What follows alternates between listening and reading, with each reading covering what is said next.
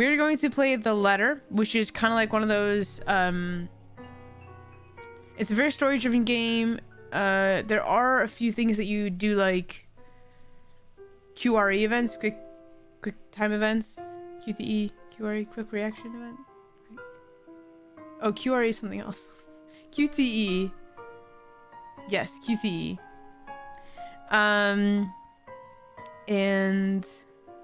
But for the most part, it's like where it's those images and you like talk back and forth. You play as different characters throughout the time, and most of it, fortunately, is voice acted.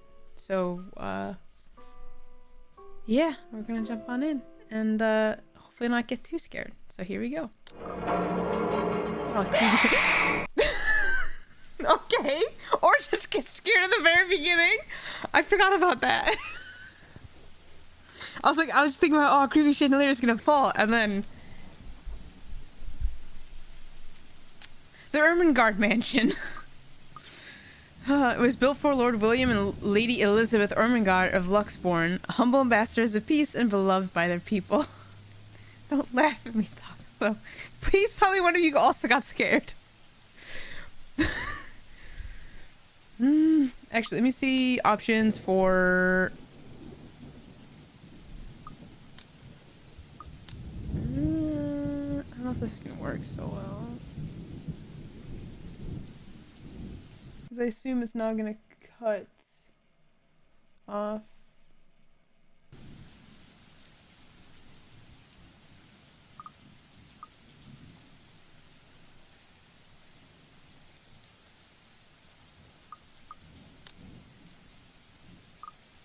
Oh, you actually just legitimately... Oh, maybe we'll just do this, because I can go back and forth, but all I did was resize it so that actually I can't even click on the bottom here. Like, that's as far as my mouse goes.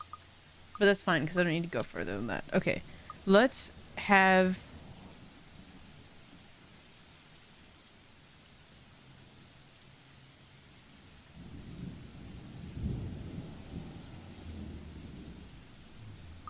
So we can make sure that we can hear them well. Okay.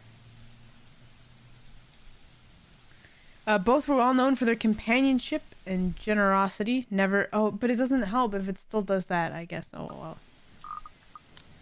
And never failing to extend a helping hand to anyone in need. Under their influence and wealth, what was once a small, sleepy village grew to a prosperous and bustling town.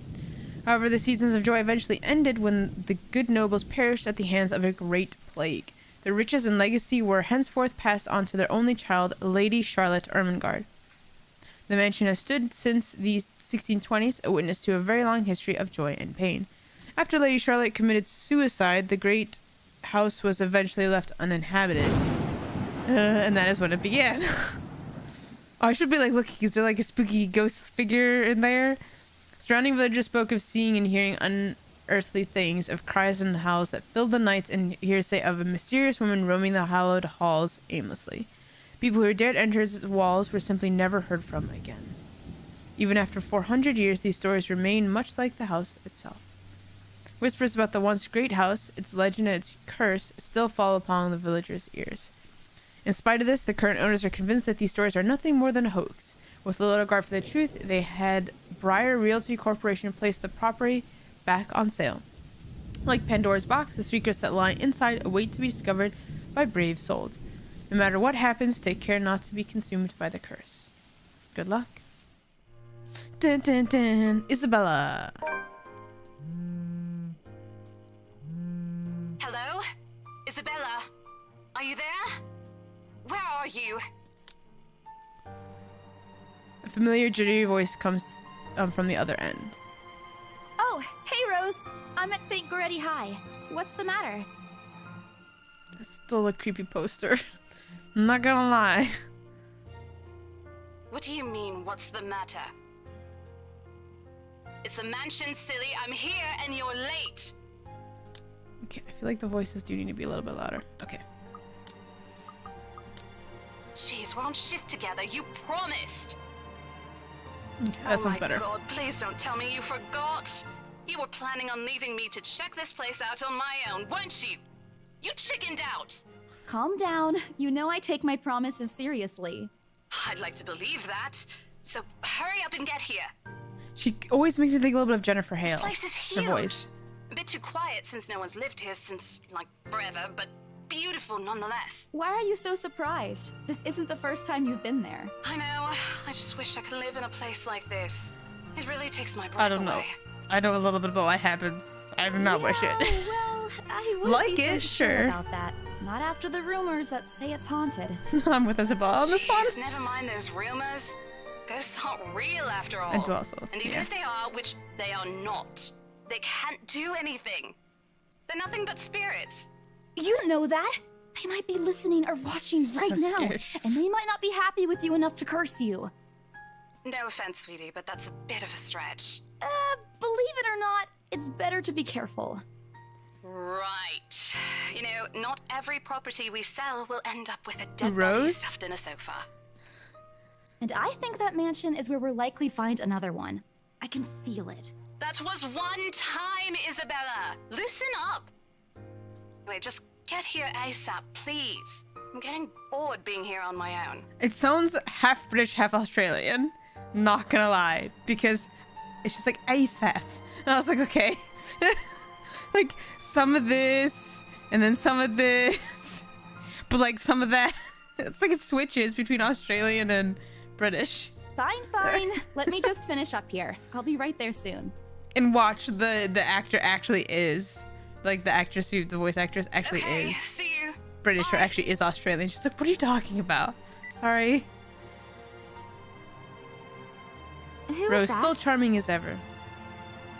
Look up from my phone to see Rebecca.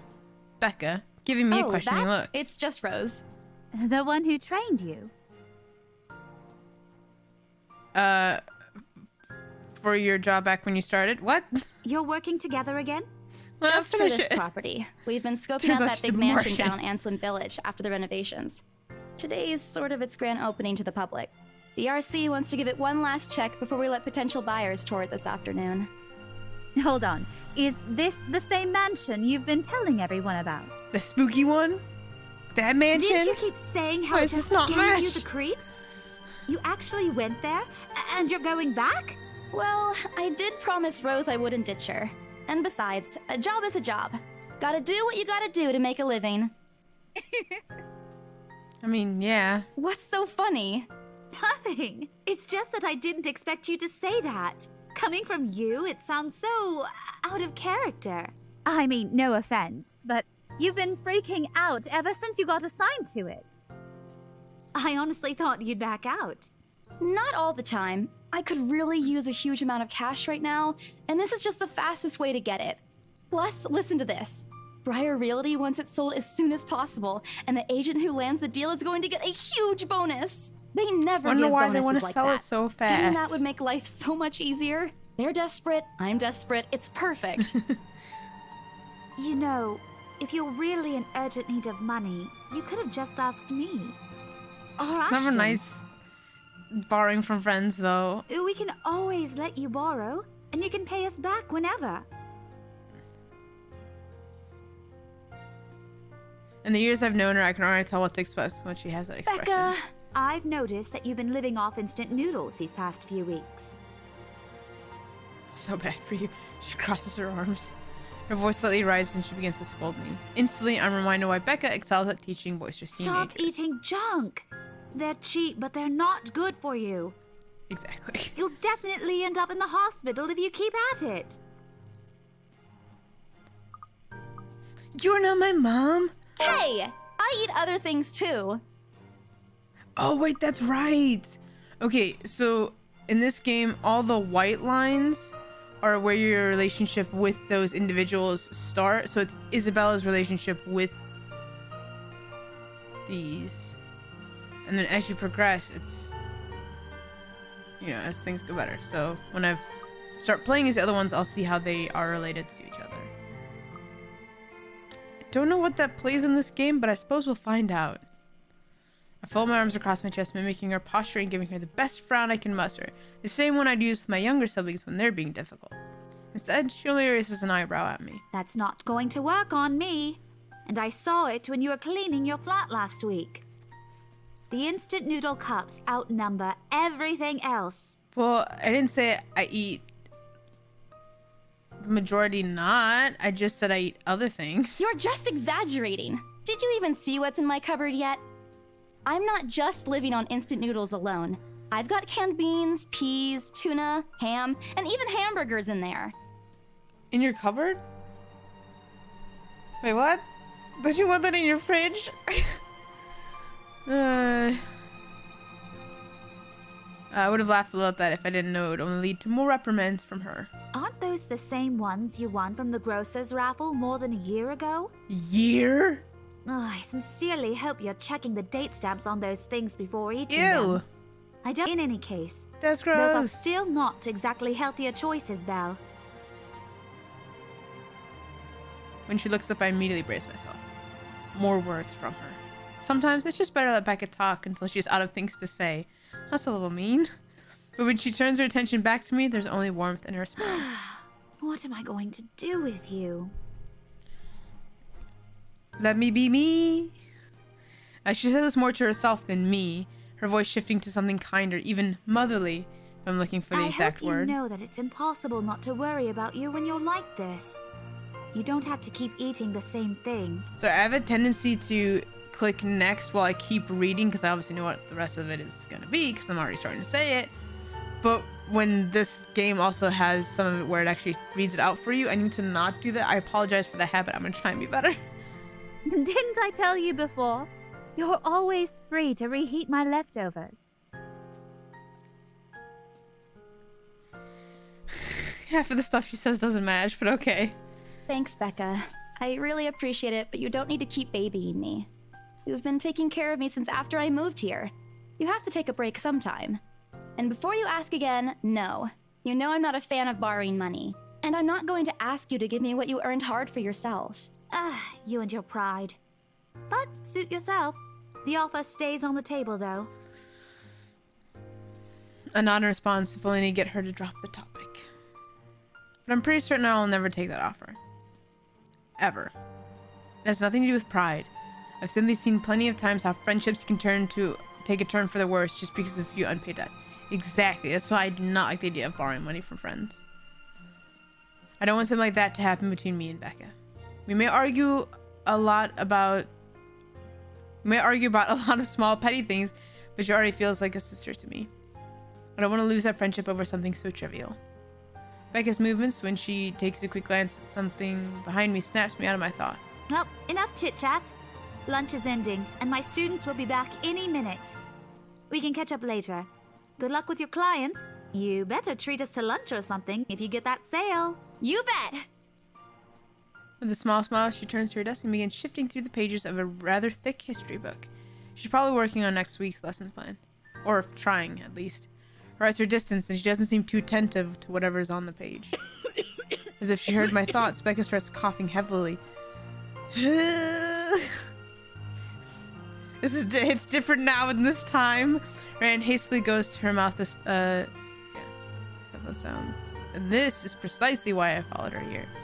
For someone who makes a habit out of worrying about other people, Becca sure forgets how to take care of herself. Hey, you sure you can manage on your own? I mean, you're still a bit feverish. Hush, dear. Don't you worry about me. I'll just drink some medicine and I'll be right as rain. I love her with a flat look. She's had a cold for a couple days now, something about the strange weather not agreeing with her lately. And despite my advice to take the week off and rest, I found her appointment empty when I dropped by this morning. She even left the medicine her doctor prescribed.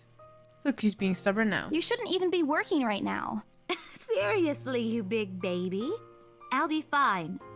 For now, just go to work and stop making that Rose girl wait for you. I'll call you if I still feel bad, and you can come pick me up if it makes you feel any better.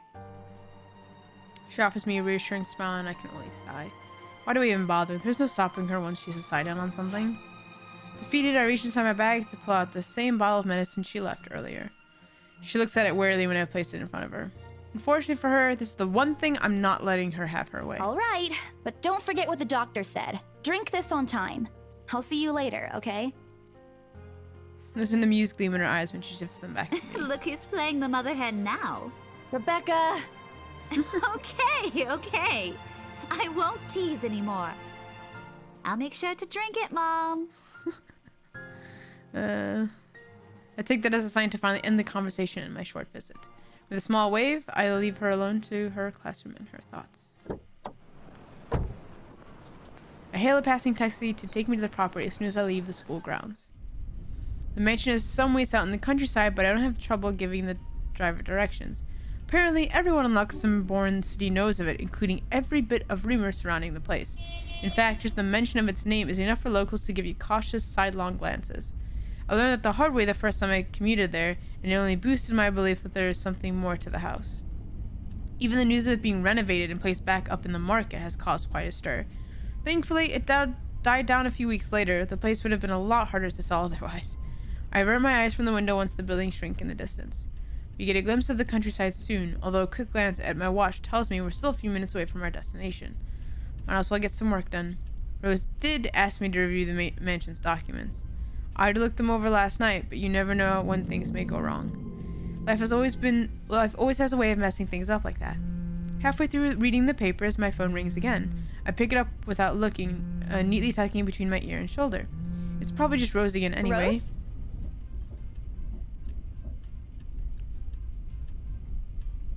Hey, what's up, Deluxe? Some city. Guess again. I don't remember his ringtone, but I'm excited to hear it. That voice. Ash. Bingo. Hey, what's up? Just checking if you're still cool later this evening. You mean that thing with Zach? Yeah, he even called in the middle of the night just to remind me. No, don't worry. I didn't forget. Or I'll be there. I'm Ash from Deluxe City. They're from Luxembourg. What? He's a cop. I remember that. Or a detective or something. Cool. I'll see you later. What time do you get off? Around 6 p.m.? I don't know. It's the first day of the Ermengarde Mansion's open house, and we're expecting quite a number of potential buyers. I'll be booked the whole afternoon. Ermengarde Mansion? You know, the big Jacobean mansion at Anselm Village. I'm on my way there right Jacobean? now, actually. Jacobean? Isn't Jacobean? Am I thinking of something else? Anyway, sorry. Never mind. Continuing On on. your own? Yeah, well, Rose is already there, but yeah. I see. Looks like the scaredy cat finally toughened up. Shut up! I'll see you later. Drop me a call when you're done. I'll see if I can pick you up. Whatever. Stupid. I'm not gonna say that. Always teases me whenever he sees a chance, but it's pretty clever. I'll show him who's tough. Takes a few more minutes until I finally reach the infamous mansion. I have to admit, the entire property does look wonderful from the outside. Yet, despite all of this, it does nothing to hide that something is just wrong. The surrounding area is unusually quiet, and only the rustling of the leaves can be heard as the occasional breeze passes. While Anselm Village is just a few miles away, everybody keeps their distance on purpose. Perhaps out of fear, the horror of falling under the mansion's curse. Somehow, it makes me feel sad. The lack of immediate human presence just makes this place all the more eerie than it has any right to be. If it's uncanny in broad daylight, I can't imagine how this place looks at Are you night. planning to go inside that place, Missy? The voice nearly makes me jump out of my skin. Without completely taking my eyes away from the house, I give the driver a confused nod. A beat passes while I wait for him to say more, but his only answer is a non-committal hum. Belatedly, it occurs to me that he must have been waiting for my payment. I mentally slap myself for spacing out and promptly hand him the fare with an apologetic look. I expected him to leave as soon as I've paid, but there's a hesitant expression on him, as if something hasn't been said Is yet. there something wrong? Look, Missy, I'm sure you've heard what the people are telling everyone about that place. Nobody likes to be disturbed when they're at peace. And I'm pretty sure whatever they say is in that house doesn't want to either. Yeah. I admit they did a good job fixing it up, but there must have been a reason why even distant relatives of the family who used to own the house never lived in there despite inheriting it. No wonder they wanted to get rid of it. Maybe they just didn't like it? You never know. A mansion? I mean, maybe. He drops off after, but what he said has left a foreboding feeling in my gut. I breathe out a heavy sigh as I approach the house. After hearing enough of the rumors, I should have expected the conversation to take that turn. But I'm already here. Backing out is completely out of the question. It's not like I have a choice anyway. If I want to get that bonus in commission one way or another, I've got to sell this property. The door is ajar when I get to it. However, while my own copy of the keys Or, however, while my own copy of the keys dangled uselessly in my hand. Rose must have left it open when she arrived. That's weird. We may be the only people here this early, but I've never known her as someone careless. That's the one thing about mansions. Having all these portraits of, like, these huge portraits of the people who... That's creepy. If it's not your family, that's creepy. Entering, what greets me inside leaves me gaping. They've cleaned every corner, waxed the floor, dusted the antiques, searched every nook, cranny, and crevice, and made it spick and span. All for the sake of making the mansion more enticing to the modern-day lords and ladies. But no matter how hard they try, the mansion still looks as soulless as ever. As though it's going to eat you alive. That's a little morbid, but okay. If you ask me, they should have just listened to what other people have been telling them and leave this place alone. Some things in this world are better left alone, never to be disturbed again. Rose? Rose, I'm here. Where are you? My voice echoes softly through the hallways. Oh, who am I kidding? In a place this big, I don't think she'll hear me no matter how deafening the silence is. She could be all the way on the other side of the property for all I know. Quickly, I reach for my phone and dial her number. But... The number you have dialed has not been recognized. Please check and try again. That's not a... Oh, it's not able to connect. That's like a no, that doesn't exist. What do you mean has not been recognized? We were just talking a while ago. It's not like she was eaten by the house, right? Or maybe the ghost did hear us talking about her and spirited her away, right? Right? No, Isabella, don't be ridiculous. She probably just wandered deeper into the house and lost signal or something. I dial her number again, hoping the call will connect this The time. number you have dialed has not been recognized. Please check and try again. Oh boy. I have a very bad feeling about Rose? this. If you can hear me, please come out. So scared. Come on, Rose. This isn't funny. You know this place gives me the creeps. No answer. This isn't going to work. The place is big. She could be anywhere. I need to start looking for her. I take a deep breath before venturing deeper into the mansion. Okay. Taking a couple steps forward, I notice something move above the grand staircase. What the hell? What? Rose? Rose, is that you? Not funny. I'm leaving you if you don't come out. Not coming out, huh? Fine. I'm going. Okay, that's a lie. She's my friend. I can't really leave until I know if she's alright. Growing desperate, I tried to contact her number again. Come on, please give me something. Please, Lord. Yes, finally. Hello? Hello? Rose, I'm here at the mansion. Where the hell are you? She doesn't respond. There's also heavy static coming from her side. I sincerely hope it doesn't get cut off again before I get an answer from her. Rose, come on. Where are you? A few moments pass until the static eventually turns to quiet down. Eventually starts to quiet down.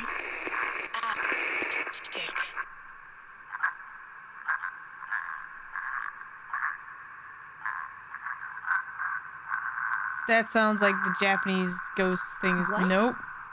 The attic? Why? Got cut off. Man, do we really need to go there? With how deep inside the mansion the attic is, there's barely any signal there. No wonder I can't contact her. But why is she there? Out of all places, she just has to make me go fetch her in the creepiest room of this place. Is she doing this to get back at me for being late? Whatever, I'll just go. The sooner I meet up with her, the sooner I'll feel better about being here. Carefully I wake up to the staircase. My legs wobble as I mentally curse the fact that I've chosen real estate instead of picking a career that doesn't involve strange abandoned houses. Upon reaching the top, the grand hallway greets me. It branches out to two major wings of the mansion, the east and the west wing. There are two attics here, one on each side. But the east one has been converted to a storage room of sorts, and somehow I find it less likely for Rose to wander there by herself. Besides, she never liked going into stuffy storage rooms. So I head towards the west wing first, where a simple wooden door at the end of the hallway opens to a small room. Inside is another set of steps leading to the second attic.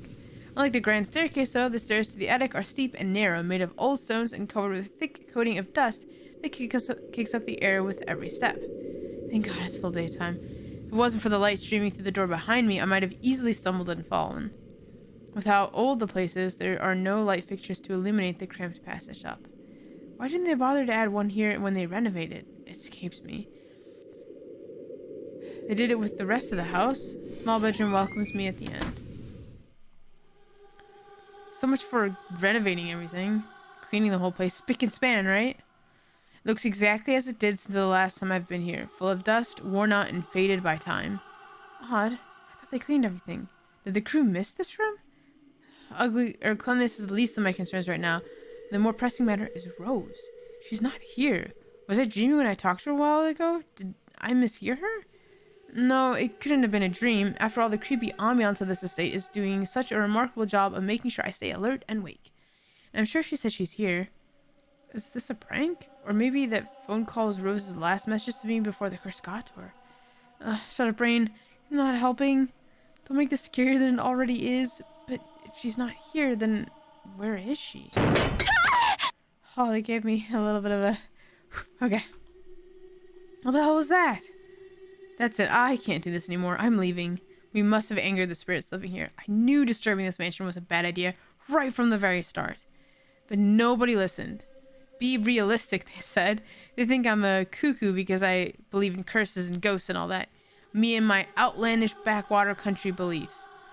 I've always strived to be a model employee, but not this time. No, I'm turning back for my sake of my sanity. Briar Realty can find another agent who is more realistic toward people around this haunted house. Before leaving, I take one last look at the gloomy old room. Just to check. What's this? My worries about Rose's whereabouts must have caused me to miss it when I first entered the room, where there's clearly something on the floor. It looks like lying on the ground just a couple inches away from my feet. Out of sheer curiosity, I lean down and pick it up. Strange. I don't recall seeing this the last time I was here.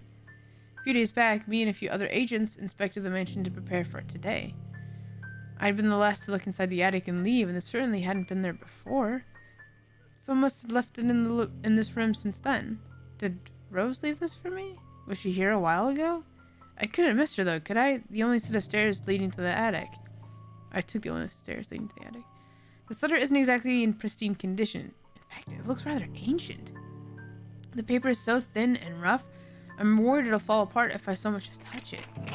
With great care, I open it, and what I read shakes me to my core. What?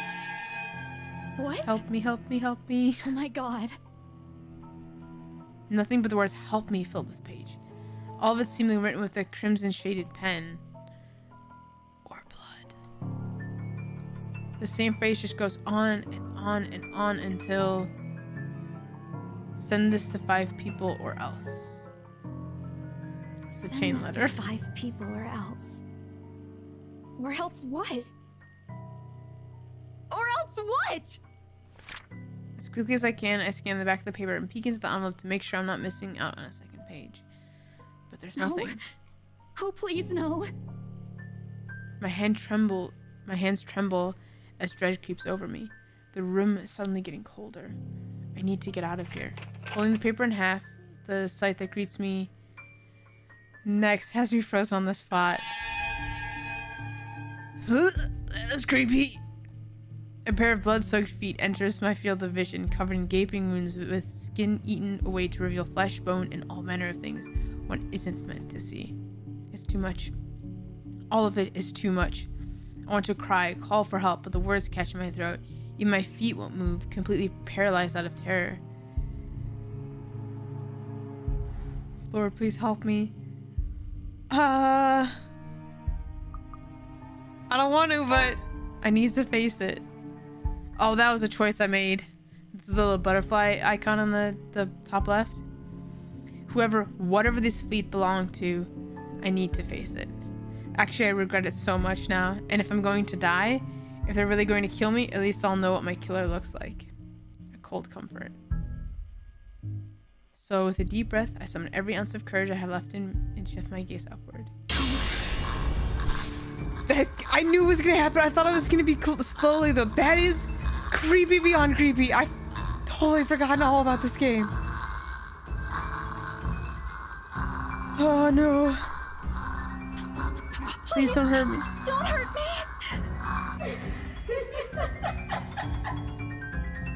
No.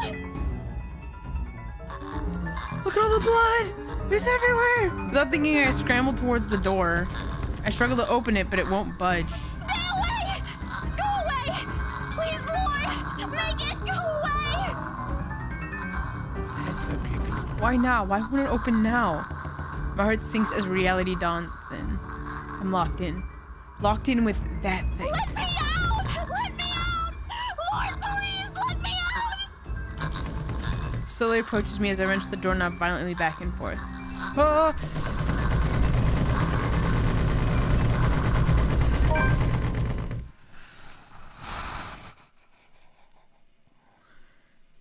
Yes! I did it. The door finally swings open and I couldn't have been happier. Wasting no time, I leap out the door and don't look back.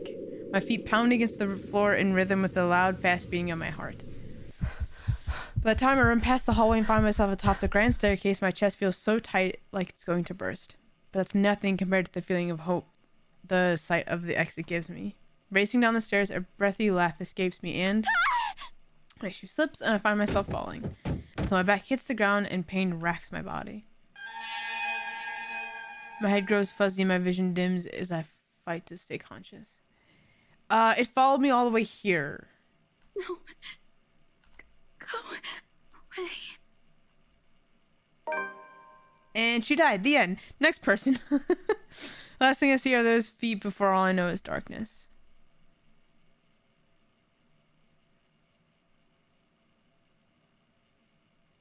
Did I choose the wrong option? Did I die? A buzz breaks the silence. I start to rouse, pulled into consciousness against my own will. I've never felt this tired before. I just want to sleep, but the incessant buzzing, poking, and prodding isn't letting me. My old mattress may not be the comfiest of places, but that doesn't make me any more eager to wake up. 5 more minutes, Becca. I swat away what is nudging persistently at my side. Come on. Can't I just get a few more extra minutes of sleep today? I promise I'll work hard once I'm up. A hand lightly taps my cheek and something cold is suddenly being pressed at the back of my head. The icy sensation slowly spreads throughout the area, giving me an uncomfortable feeling. Isabella? Isabella? Gosh, can you hear me? Isabella? The fog immediately lifts from my mind the moment I recognize the voice and my eyes snap open. There, looking down at me, is Rose. Another woman loiters beside her, but my attention is too focused on my co-agent to even ask why there's someone else with her. Rose's posture just screams worry, although she's keeping a straight face, or trying at least. I can't help but feel bad for making her fret. A wave of dizziness washes over me as soon as I try to get up, forcing me to lie back down again. Luckily, the feeling subsides after a few seconds until only a mild throbbing somewhere at the back of my head remains. With a little assistance from Rose, I push myself upright. She hands me an ice pack and gestures for me to press it to where I suspect a small bump has already formed. The light ache in the area indicates anything. All right, Isabella, where are we? The Ermengarde mansion. Why? Ow, my head. And the date today? October 21st?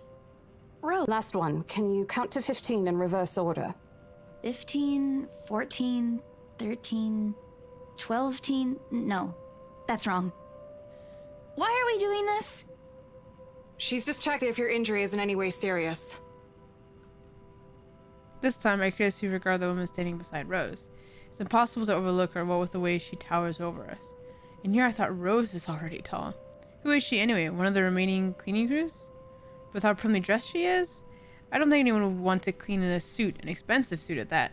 The gloves alone must have cost a fortune. Her eyes slowly shift between me and Rose, considering us with an almost unreadable expression before finally fixing a sharp gaze on me. I can't help but fold my arms protectively over myself as she does so. She may be far from a cleaning crew, but she certainly looks like our supervisor during evaluation. Just do it, please. I eyed them both warily, but recite everything as she has asked. Rose releases a breath of relief once I'm done. You scared me for a moment there. I was about to call for an ambulance. Are you all right? Exasperation soon replaces the dull ache. The memory's a little fuzzy, but the attic and... There was someone, Rose. In the attic. Someone? You mean a client? Oh, that's unlikely. It's probably just one of the cleaning crews. The boss sent a few of them back this morning for some last minute... No, not any of those. I'm not actually sure. Wait, didn't I call you? You said you were in the attic when you answered. That's why I went there in the first place. Both Rose and the lady look at me like I've just grown another head. Did I say something weird? Rose quickly casts an apologetic smile at the woman before the awkward silence stretches on further. It's her saleswoman smile, the same one she taught me back when I was still her trainee. I should show this to troublesome clients or just avoid trouble in general, she advised. It's also the same one she gives me when I've done something particularly absurd that may cause us to lose a potential sale. Her eyes are serious when she turns back to me. She takes both my shoulders, gently squeezes, and with as much patience as she can muster... As much as I'd love to have gotten at least a heads up of your arrival, I didn't really get a call from you. You know, signal here is absolutely horrendous. I was in the garden earlier and couldn't even make a single call. Isabella, I'm going to ask again. Are you really all right? What happened? You tell me. I don't know. It's all a bit blurry. I remember I was looking for you, but you weren't in the attic. And there's... whoever it is. Then I must have tripped on a rug or something on the way down. True scariness is how pale these people are. Actually, yes. Oh. Yes. Oh no. Do you think someone came in while you were out? You left the main door open. Do most of them have accents? Maybe we're in Europe where it rains all the time, so everyone stays inside. We are so going to get into big trouble if something gets stolen, Rose. Perhaps it is a concussion. Are you sure you feel fine? We could still call for an ambulance. I could cover for you. No, I'm fine. Wait. Hold your horses, Rose. I can't just miss an important sale because of a minor bump in the head. An extremely minor bump. I've had worse when I was a kid. This is Besides, nothing. if I leave, you'll have to shoulder everything in the open house. Alone. And in a mansion this big? Well, there's also the part where I may lose that bonus BRC promise, but that's completely besides the point. Rose gives me a skeptical look when I turn the cold compress to her and push myself off the floor. I have to use the staircase's railings to steady myself, but otherwise I feel fine. See? I'm A-okay. The two of them exchange a worried glance, and Rose assumes a contemplative look. I'll bite my lower lip in anticipation. If she says no... Right, you in. A smile threatens to slip out from me. But if I see that you aren't feeling well, I'm taking you personally to the nearest clinic to have you checked. Clear? Clear as day, ma'am. Thanks, Rose. You insisted. But remember what I said. First sign of you looking not okay, and we're off. No questions asked. It's just a small bump. Don't worry. You shouldn't downplay these kinds of things. It could be a serious injury for all we know. Suddenly, a small cough sounds against the walls of the foyer, interrupting our banter. The woman is looking expectantly at the two of us, her stare making me shrink back a little on myself. She isn't really intimidating. Well, she is, but not in the scary, negative way. Far from it, actually. Her demeanor simply commands an air of sophistication and respect. Hi, Paige! In a different world, a younger me would have probably wished to be like her. At our lack of response, she coughs again, lifting a well-trimmed eyebrow at me in question. Words get caught in my throat at the sight of it, and Rose, as usual, swift to catch my blunders. How are you doing, Paige? Well, I hope. Did you just get back from work, or are you on your way home from work?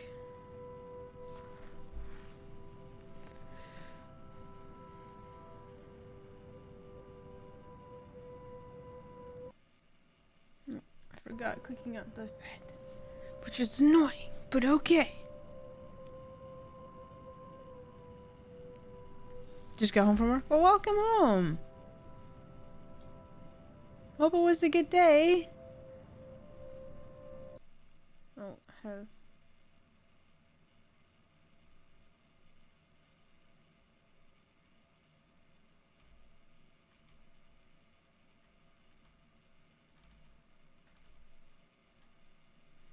What? Block. Spamming me messages. How did you even find me? We don't have any servers in common. What? Okay. Anyway. Making some dinner, prepping something for a work potluck tomorrow. Oh, nice. What you making for tomorrow? What's your specialty that you're making for the potluck? At her lack of response, she coughs again, lifting a well-trimmed eyebrow at me in question. Words get caught in my... oh, we did. Yeah. My sincerest apologies, Mrs. Miss McCulloch. Marianne McCulloch. McCulloch. There's a lot of flip at the end of that. Marianne McCulloch. Okay. She hands Rose her business card. Interior designer. The words interior designer catch my eyes before my partner flips it over. Oh, probably someone interested in the mansion for its 17th century influences then. I wouldn't hold her against... we'll hold it against her though. More like Miss Flem. Despite the hearsays and remaining uninhabited for years, the mansion's original fittings and furniture have been kept completely intact and restored to pristine condition. I suppose some people find that trip to the past feeling appealing?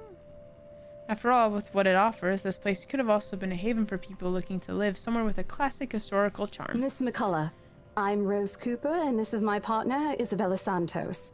We're just ironing out a few things, but we'll be starting the tour soon enough. In the meantime, we've prepared some refreshments for you in the parlor while you're waiting. If you could please... Thanks. There's no need for it, though. I just dropped by for a quick survey of the place. I thought I should check the estate before I meet with the homeowners. Rose's confusion is impossible when she glances at me, and I return it with an equally perplexed look. And against my better judgment, I blurt out the first question that comes to my mind. I'm sorry. Homeowners? I should have kept my mouth shut. A flash of irritation crosses her face, but it instantly disappears under a mask of professional detachment. Yes. Hannah Wright? She hired me to handle the interior design for their new home. This is the Ermengarde mansion, right? It is, but... It hasn't been sold yet. She pauses, possibly trying to find the right words to fix the awkward situation without offending someone. Suddenly, Rose nudges me with her elbow. We'll check with our supervisor. Those few moments have given me enough time to clear my head of any nervousness or confusion clouding it. It is, ma'am, but we weren't aware the mansion has already been sold. Who did that go up with? With Marianne. Oh, by quite a bit! Snap! Okay. What do you mean? I almost flinch when she turns her gaze on me, but I stand my ground. Besides, it isn't like I haven't dealt with awkward situations like this before. I might screw up at times, but that doesn't mean I haven't learned a thing or two in the 5 years I've worked in the business. The mansion is indeed for sale, ma'am. Today's the open house, in fact. You're making a pita sandwich for dinner and then making an autumn-themed salad for potluck. Ooh, nice.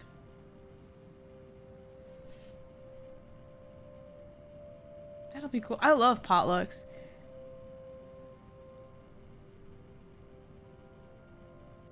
Really? You did? Oh, that is so cool. Actually, I'm gonna check Critical Role shop.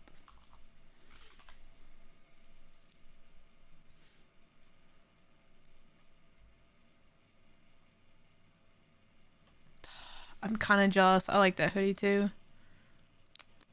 The adventure begins. Oh, that's... Actually, I want to see the finer details of it. That is really cool. Enjoy it. Oh yeah, you can make it ahead of time as long as you like don't put the dressing on and stuff like that, and you don't have to like worry about reheating it in a microwave or something like that. That is really cool. Enjoy it. It looks like they have some other new stuff in. A Scanlan reunion tour. And a Jorhaus Wildmount joggers.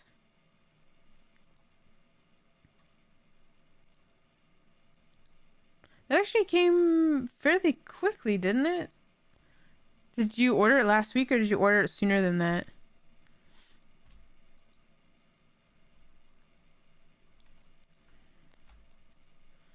Do do do do do do do do do do do do.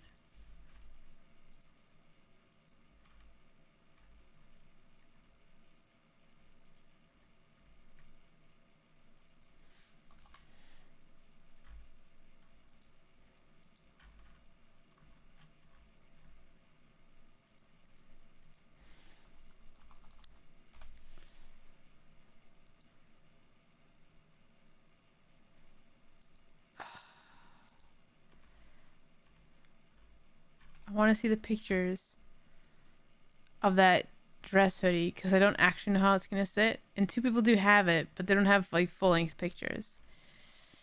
Twitter, why? Oh, I guess I'll just have to wait for more people to get stuff to see what it's like. Because I'm still contemplating it, Paige. I'm still contemplating it.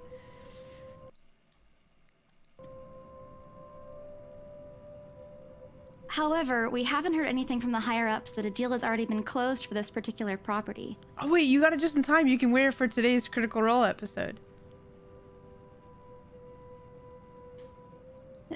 If you'd like, my co-agent and me can check with them right now. She nods, seemingly in deep thought after I finished.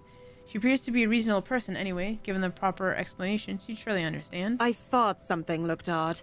Excuse me, I need to call my secretary. Thank you for your assistance, Miss Santos. With a slight wave of her hand, she leaves us. That seems to be the end of it. Both Rose and I breathe a sigh of relief. Disaster averted. I also didn't miss the thumbs up she gives me for doing a good job, and I can't help but swell with pride. Still, I've already prepared myself to dial the number to our Luxembourg office and check even if she didn't ask for it. I'll be very frustrated if, for some reason, something has already been decided without me or Rose's knowledge. My Rose's knowledge. I can read. I can speak. Don't judge. That's a whole new level of unfair. We've been working hard on this. Moments later, Miss McCullough returns, looking a little frustrated, but with an apology clear in her face. I feel a little sorry for having her go... I feel a little sorry for her having to go through all this trouble. There seems to have been a little misunderstanding with my client. If you'll allow it, I'd like to stay and wait for them here. I was informed they'll be dropping by for the open house today. I figured it'd be a waste to just leave after that long drive. I might as well meet him here. Certainly. You could stay at the parlor in the meantime, ma'am. I'm sure it won't be long before our guests arrive. And, Isabella, I left a few documents in my car. You know where I keep those. Can you please get it for me? Takes a glance at her wristwatch before tossing me a set of keys. We've still got a few minutes to double check those papers. Okay, got it. 2 of them disappear behind the parlor's door. The departure brings with it a stillness to keep me company, neither welcoming nor comforting. Alone like this, it's impossible not to think of what happened, what really happened. I wish the memory isn't as elusive as it normally is. Then again, Rose already said she didn't receive any call from me. Was it just paranoia? A temporary lapse after having heard all those tales about this place? Probably. I want to think of it as such. Better to think of it as such, so I can work in peace. Except a small part of my mind begs to differ, and if I'm going to be completely honest with myself, I want nothing more than to leave this place as soon as possible. I don't know what's in this house, and I don't want to know. The keys Rose have just handed me dig into my palm, its jagged edges creating shallow ridges on my skin from how hard I'm clutching it. It's just a reminder of what I still need to do and why I've taken this job in the first place. Hugging my blazer coaster to my body, I exit the house to get what Rose has asked of me. Just a few more hours, Isabella. Sell the house, get the money. Boy. A flock of people have already gathered in the mansion's front yard by the time we officially open the doors. I'm not sure whether I should feel baffled or underdressed standing in their presence. Men and women of wealth and status, all dressed to the nines in fancy suits and lovely dresses of varying colors, compose the medium-sized crowd. Their necks, arms, and fingers are adorned with silver and gold, glinting in the afternoon sun. Some even have ridiculously fancy feathered hats on their heads. I really hope there aren't any magpies living nearby in the stories. Like in the stories. Those birds will have a field day in this. They are murmuring among themselves, looking at the estate's facade appraisingly, with some arguing about whose mansion has the superior architecture. But most of it stops as Rose calls for their attention. They don't look too pleased at being ordered around, but what can they do about it? Ladies and gentlemen, I'm Rose Cooper, and this is my partner, Isabella Santos. We'll be taking a tour of the mansion in 2 groups. Please make sure you filled up our sign-in forms before joining a specific group. Those who want to look around the first floor, please follow my partner. I'll be guiding the ones who wish to see the ground floor. Okay, that confirms it is in the UK, because in America, it's the first floor and the second floor, third floor. We kind of like that. In the UK, the ground level first floor is called the ground floor, and then the floor above that is called the first floor, and then second and third. So it's like the first raised floor. So it goes ground first, second. So, okay. That just confirms it then. Hearing this, if you wander to me, they are mostly old ladies who seem daunted at the idea of climbing all those stairs. Miss McCullough also joins our group, but what really catches my eye is the elegantly dressed pair she approaches. I thought she said she was... Those who want to look around the first floor. Isabella says those who want to look around the first floor follow my partner. A few wander to me. They're mostly old ladies who seem daunted at the idea of climbing all those stairs. So shouldn't it be the other way around? I'm a little confused. It's called The Letter. Just that. Just The Letter. It's a spooky game, obviously.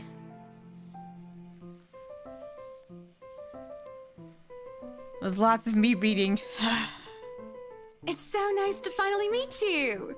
When Chief Inspector Lee mentioned that a famous interior designer is in town, I knew I had to get you. Your confidence in my skills is very flattering, ma'am. I'm sure you won't disappoint, Marianne. Dude's a flirt, you can tell. Oh, you know each other? Not at all, ma'am. You mentioned something about a Marianne on our way here, darling? Oh, yes, I think I did. I didn't catch the first time. Did they know each other then? That seemed like her going, no, don't say anything, and him like hi again. Miss me? Like he knows something about her that she doesn't want anyone else to know. And he's like holding it over her. Small world. It must be the client she was talking about. I might have seen their faces somewhere before, some magazine or the television. I can't quite remember. But then again, most of our guests have likely ended up on the news one way or another. I won't be surprised if these two already have. For people who are popular, though, they aren't dressed as loudly as the others, and in their simplicity, the couple stands out. The woman in particular is stunning enough to turn the heads of most people in my group, especially the men with wandering eyes. The guy standing beside her doesn't seem to mind, though. And if I'm going to be a bit bolder with my assumptions, I'd say he's basking in the attention. Both of them, in fact. I think they are brother and sister if it wasn't for their public display of affection. The matching rings on their fingers cement that the fact that they are indeed a couple. Whatever, couple or not, what's important is we get this deal closed before the current owners can even think of canceling the listing. I just hope one of the people in my or Rose's group is brave and generous enough to buy this mansion. And so, with papers in hand, I lead the way. When they aren't whispering among themselves or going ooh and ah over one thing or another, they ask questions. Or how the restoration process went, the history of the place. I can answer them all. More than happy to talk about the art pieces and architecture mostly. However, I'm careful not to mention anything about the urban legend. Not a good material for sales talk, even if the entire population of Luxembourg knows about it. Some of the furnishings here are actually the 17th century originals, all of which have undergone a painstaking restoration process just to return its original beauty. Even the glass thing, colorful ones. Oh, Window? I don't know, but you get the idea, I hope. Especially that one, ma'am. It is said to be a gift commissioned by the fiancé of Lady Charlotte Ermengarde. The mansion's current owners have specifically requested that the restoration crew take great care in handling it. It's a priceless work of art and the most distinctive feature of the mansion. By the time I stop talking, her attention is already elsewhere. Isn't this place wonderful, darling? I told you it's not a total waste of your time. I don't know. Isn't it a bit too small? We might have to break a wall down to have more room. Well, I think it is just right. Don't you think so, Marianne? It is splendid, ma'am. But isn't it a little too early to make plans when no deal has been signed yet? Never mind that. It isn't going to be a problem. We've got a wonderful legal team to handle everything. Sorry, I keep liking the mic. Start taking notes, though. I think I've got a few things I want changed before we move in. The rest of their conversation gets lost in the chatter of our companions. I don't want to make assumptions yet, but their sheer interest is enough to give me some semblance of hope. Oh, please, please, please let these guys be the one. Eventually, our group reaches the kitchen. Much like the rest of the house, A great deal of effort has been put in the remaining room's classical appeal. The open hearth at the end of the room in particular looks amazing, like the ones I've only seen in fairy tale books. And mad props to the cleaning crew.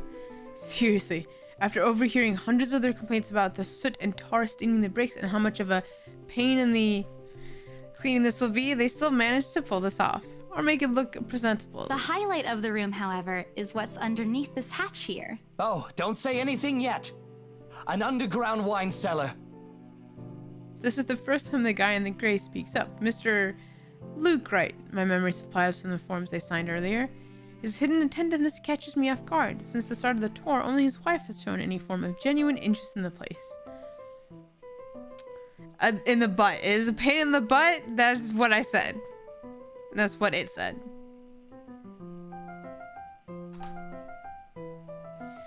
But this time, something lights up his eyes at the mention of the undercroft. What's so interesting about a basement? I don't really understand rich people sometimes. I mean, if you think about it, have you guys ever seen like YouTubers or anyone who's gotten a lot of wealth, like any influencers from whatever platform will like do a tour of like a new place that they got, and it's like these huge mansions, and there's always a wine room. Like normally you think like, oh, a wine rack, but it's like a rack, a huge one, and it's like this huge, it'll be like cupboard or room that's like temperature done. It's like, it's always like this huge thing. I'm like, rich people and wine, I guess.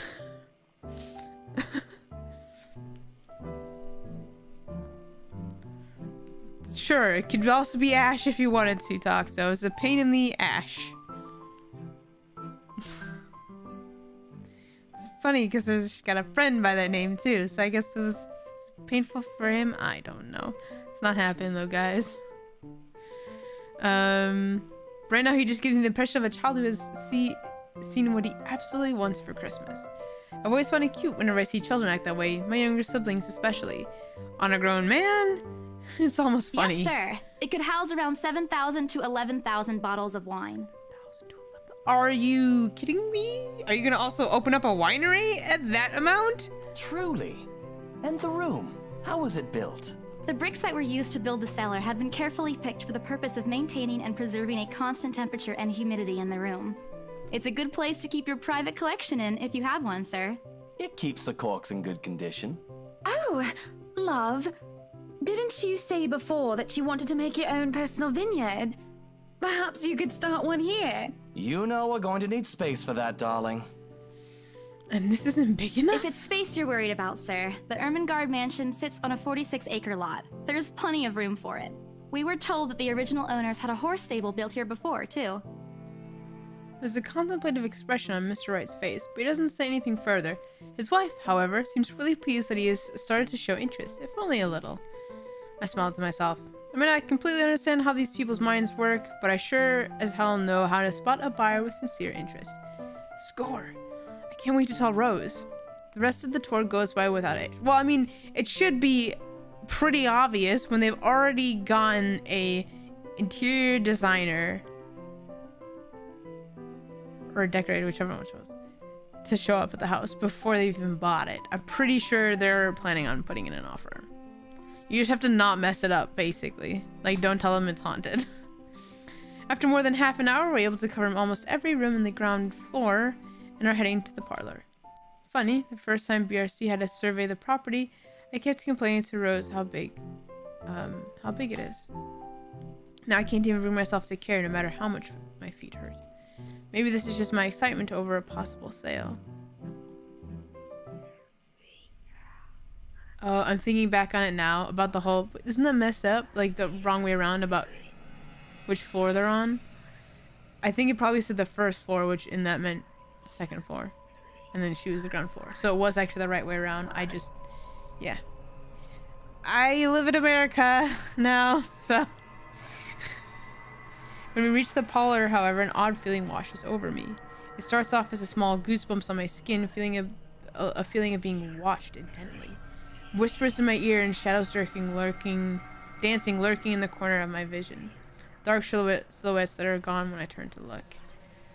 A chill settles down my spine, making me feel sick, and I start to break out in a cold sweat. I can't do this. I need to sit down for a moment. The old ladies in the group have been requesting for a break anyway. If I can just... Excuse me? Everyone? We will be taking a 15-minute rest here before we visit the first floor.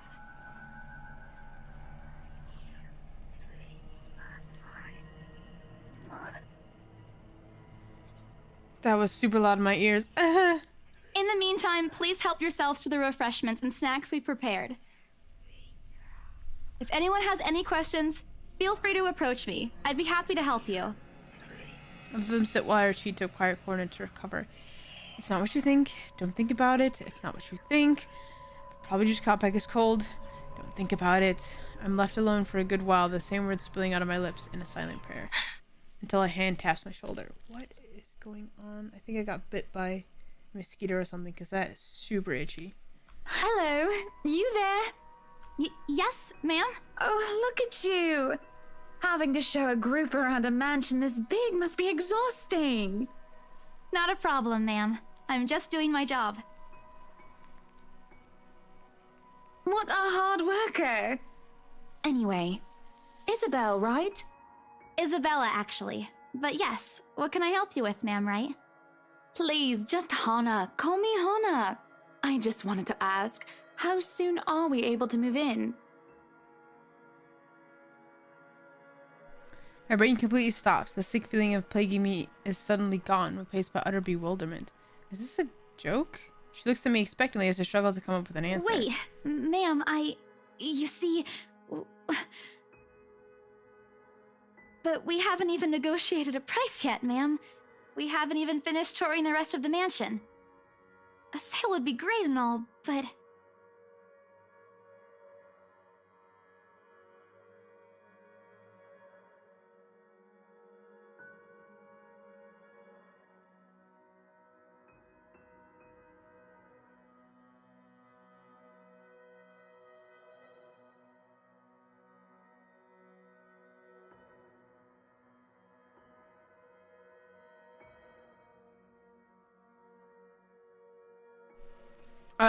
She stops her from speaking any further and puts a hand on my shoulder. For a moment, with her tight smile, she looks as if she has tasted a particularly sour lemon. Oh, please, sweetie, don't insult me.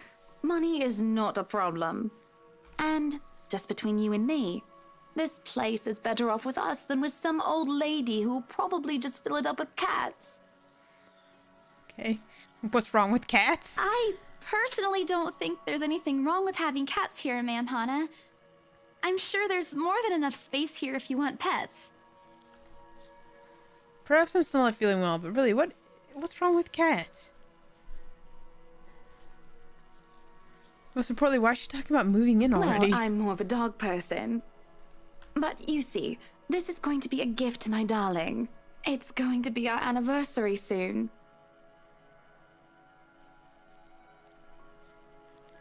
I don't know what happened there, but it's so itchy. And it would be so wonderful if you can secure its purchase for us. Why, I can even offer something extra if you help us out with the paperwork. We actually have a process for this, ma'am. I don't really think that would be necessary.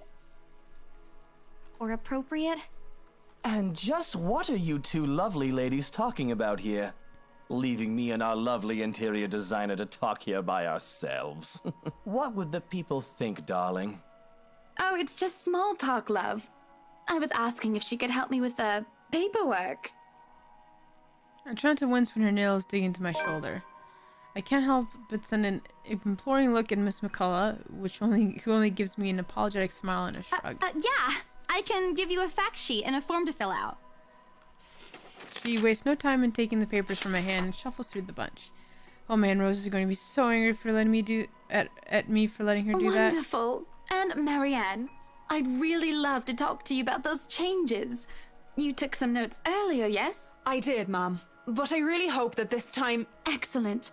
Hopefully you can help us out too, Isabel. Isabella. Right. It's a lovely name, Isabel. It's Isabella. Yes, that's great. We'll be more than happy to put in a good word to your superiors too, and... What's this? A look of confusion and disgust appears on her face. Turning to her husband, he merely shrugs in reply. That's, an interesting work of art. Not to my taste, though. I'm sorry. Darling, Buttercup, art is a complete overstatement for this garbage. It looks like a cheap prop from a D-list horror film. Shush, love. Let the girl do what she pleases with, what do they call this? Oh, forget about it. At the very least, it's not as dreadful as the one art exhibit I was forced to attend last month. Yeah, I wouldn't look at a letter that says help me, help me, help me, help me all over it and consider that to be art. Like, you should have seen it, Marianne. Even you would have been appalled. But I'm sure you'll know what to do with our walls once we get started. Even you would have been I appalled. highly doubt it is as bad as you say, ma'am. Nevertheless, you can be assured that my team will only pick whatever suits your tastes. Nothing of this chain letter sort, of course. It has to always work with a palette. I'm quite sure chain letters these days don't come in this form. It's my turn to be puzzled. What do they mean? Rose and I double-checked everything. Are the papers I handed not enough? I want to ask what I did wrong. I don't want to mess this up. But the way Ma'am Hannah's leading the conversation, I'm afraid that's exactly what will happen if I do. That's good to hear. See, darling, isn't she an absolute delight to work with? I can't wait to see how this place will look when she's done with it. Oh, you don't have to tell me that, Buttercup. A smile is back on her face when she turns to me and hands me a strange piece of paper. I would still put it away if I were you, though. Otherwise, people might get the wrong impression. Anyway, as I was saying... I don't hear the rest of what she says after that. I can only stare down at the paper, at the letter in my hand. The sides crinkle in my grip and my breathing grows labored. Dread fills my mind. Isabella? Are you alright? You're looking pale. I didn't even notice when Rose's group joined us in the parlor. I want nothing more than to say that no, I'm not alright. I want to leave this place because I remember everything as clear as day. This letter and that woman in the attic. It's real. Letter. I'm sorry, I didn't know. Careless. I've been so careless. How do I even tell them without looking like I've gone mad?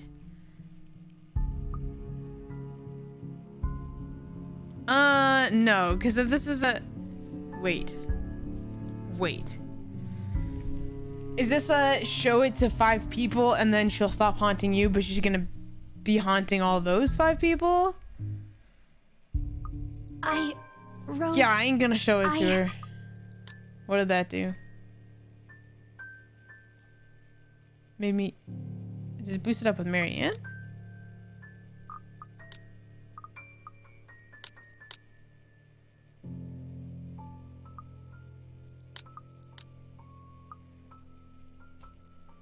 The words are stuck in my throat. I want to tell her. I really do. But is she going to believe me? She already dismissed me earlier. It's a concussion, she said. It's not. There really is something in the house, in that attic, in that letter. It's going to be going after us. Please believe me. Dear me. Is Isabella alright? Ma'am Hannah's voice breaks through the haze, beginning to cloud my mind. Rose is looking down on me, worry etched on her features. I didn't even notice when she removed the wrinkled paper from my hands and pushed me to sit down on a nearby chair. From the edges of my vision, I can also make out Miss McCullough asking a passing food server for a glass of water. Through it all, Mr. Wright stands in the sidelines. Although curious, he appears more inclined to watch the scene than help. They are all as likely to believe me as Rose does. To everyone, whatever's in this house is just a hoax, a cautionary tale for children. Isabella, do you need me to call that ambulance? She offers me a drink, but I push it away.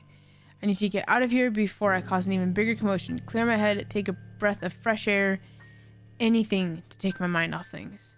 No one is going to believe me anyway. No, I'm just feeling a bit out of it. Excuse me. I'll be back. I just need to catch my breath. I don't want to be alone anywhere, though. Bowing my head, I mutter a quick apology and gather my stuff to make a quick exit. It doesn't matter if this place is haunted or not. I've caused trouble, and Rose can be quite unforgiving of behavior like this.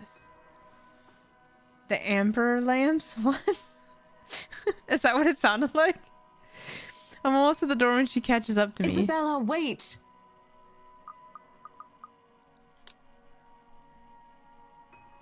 Isabella, do you need me to call that ambulance? The apprehension must have been quite obvious on my face because her expression instantly shifts to something gentler. Eyes softer, a fond smile spreading on her lips. Hey, I'm not angry. I know. I'm sorry I ruined this for you. Come on, you didn't ruin anything. It's not like we haven't ran into any problems before. If we don't get a deal today, we can always try on a different day. That's what it sounds like to me, like the ambiance. It's just missing the L. And the U. And look. She hesitates, completely trailing off before shifting her gaze down to her hands, a small gesture to stall. Her fingers are fiddling with a piece of folded paper. It's that stupid letter again. My hands stiffen. What did I just say? Again. Again.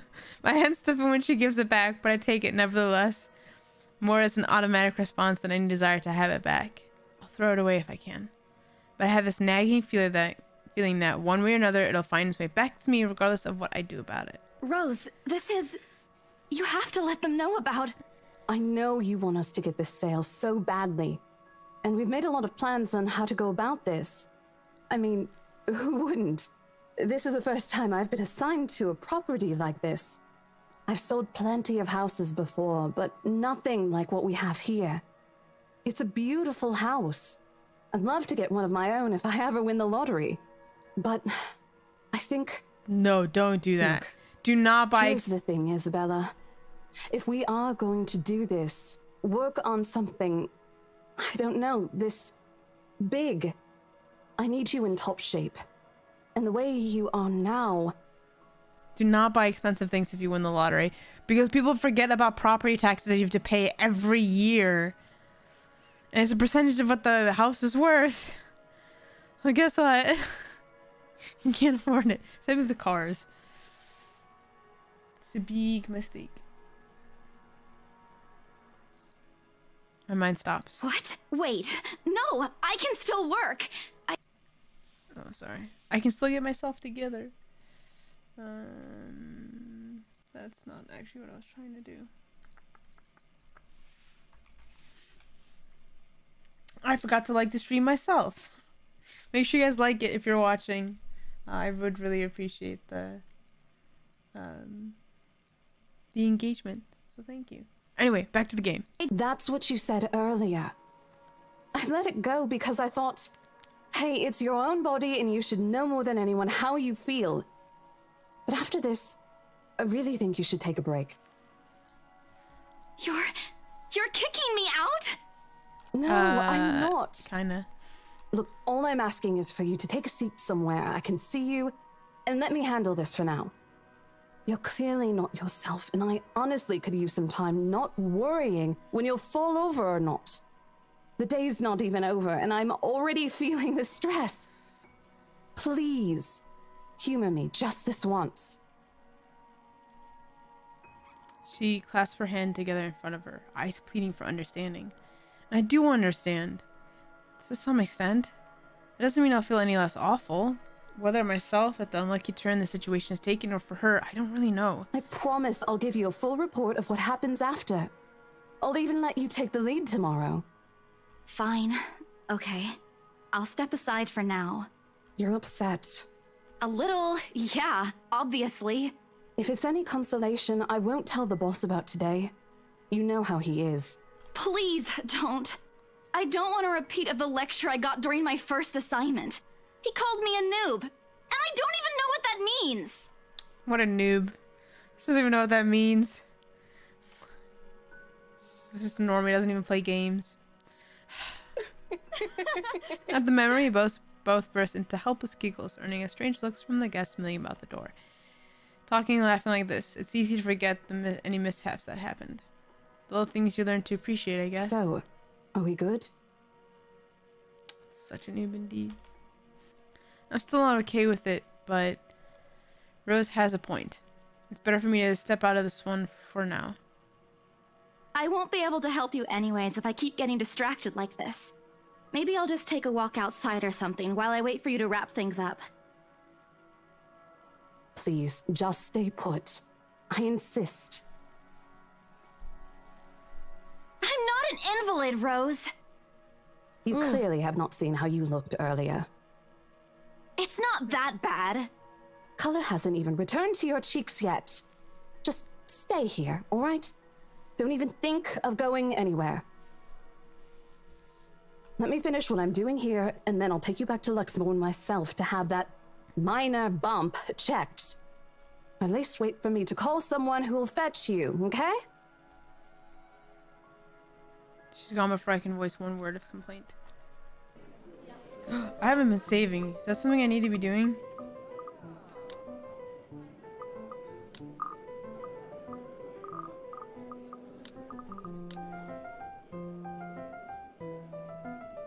Okay.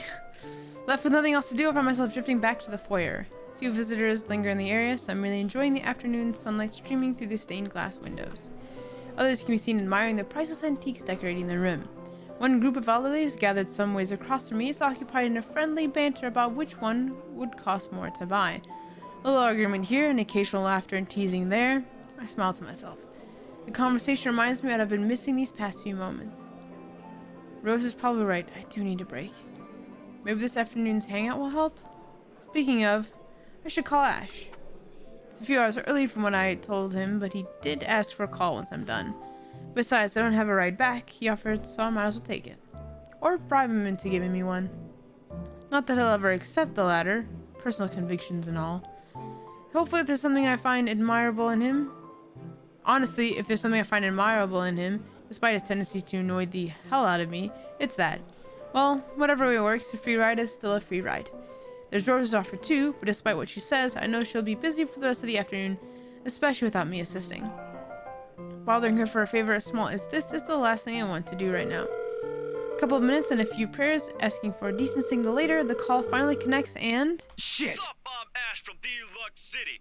Baggers, watch out, can't beat me. Looking for trouble? Better not lie. I'm a cool dude, pretty fly for an Asian guy. Sup, I'm Ash from Deluxe City. Baggers, watch out, can't beat me. Looking for trouble? Better not lie. I'm a cool dude, pretty fly for an Asian guy. Sup, I'm Ash from Deluxe City. Baggers, watch out, can't beat me. Looking for trouble? Better not lie. I'm a cool dude, pretty fly for an Asian guy. Sup, I'm Ash from Deluxe City. What is this? Baggers, watch out, can't beat me. Looking for trouble? Better not lie. I'm a cool dude, pretty fly for an Asian guy. Sup, I'm Ash what? from Deluxe Shit, how loud is this thing even? Baggers, watch out, can't beat me. Sharp ringing fills the entire hall, disrupting the pleasant quiet that is settled.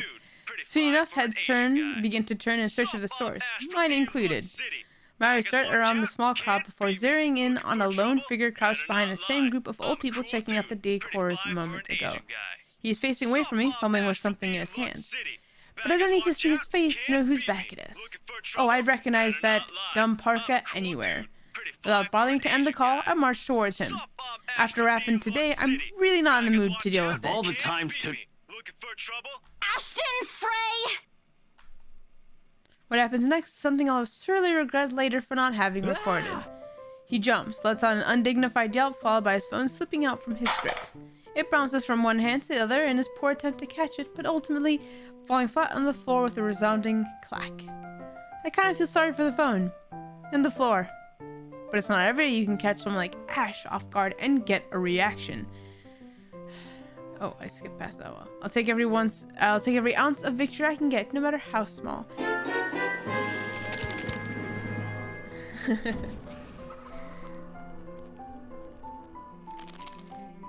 Hey, Duel. Thank you so much for resubscribing for 53 months in a row. I do really appreciate that. Even though we're streaming on YouTube right now, I do appreciate that. Thank you so much, Joel. And at tier 3, thank you for your continued support. That's very sweet of you. I hope you're doing well. This thing on my wrist is bugging me like you wouldn't believe. I think you found Cappy's original rap. Sup, I'm Cappy from...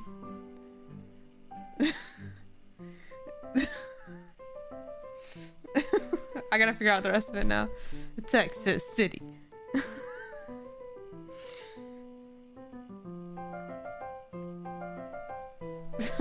Tier 3. Are you just gonna equate everything to a noob now because we've introduced that back in our lingo because of this game? Just everyone's a noob. Toxa's gonna be Oprah over here handing out noobs titles. Toxa, what a noob. An awkward pause passes between us. A blink. A cough. He makes a face. And then, in a too quick motion, he ducks and retrieves his abused gadget while a grin threatens to break out from my lips. He doesn't meet my eyes when he straightens, but a flush has crept up his neck and cheeks. In another universe where we haven't known each other for 5 years and suffering through his teasing isn't a day-to-day occurrence, chances are I'd find that adorable. Endearing, even. Unfortunately, this isn't that kind of world. I was gonna say word, and then I tried to change it to world in time. It didn't work.